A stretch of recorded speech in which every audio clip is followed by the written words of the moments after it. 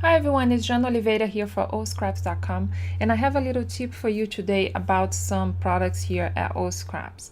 So today I'm going to be talking to you about Laitha Designs transfers, and they are really versatile, and she makes great transfers, a lot of texture, gesso, lace, and I thought it was really nice. It goes really well to many designers that we have here at allscraps.com, and I think I want to just spark you some ideas and for you to use with what you have on your stash. So, and if you have these transfers, then maybe I can give you some extra ideas, okay?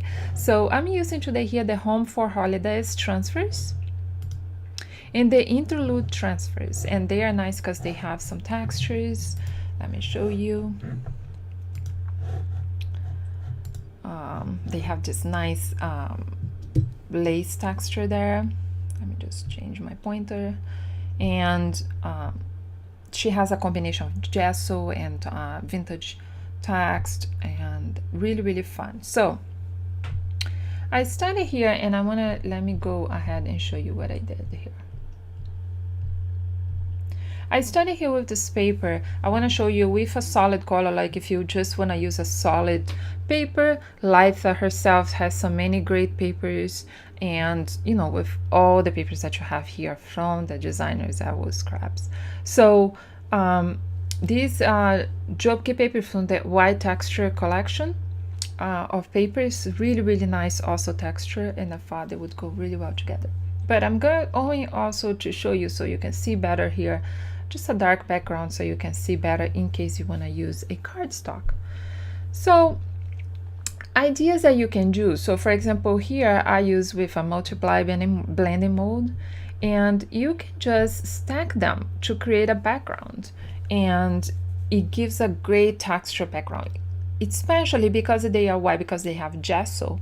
If you're using like a color background, then it really stands out. So let me show you here in this example here how it stands out, you know, and of course it's gonna blend different according to the color of the paper that you have. So these are some things to take in consideration there. So as we stack them, you can see that you can create a whole different background. So what I did here as well, I used them as a mask. So you can see here as a mask. Another thing that you can do is if you have some colorful pattern paper, you can clip them as a mask here as well, and then you can use a blend mold on the transfer. It's gonna look funky because this is a photograph of a road, but just so you can see here the example. So it creates this really grungy kind of look. So if you have a pattern paper or a more colorful paper, you can try to clip to the transfer and use a blending mold as well. And so let me go back to normal here.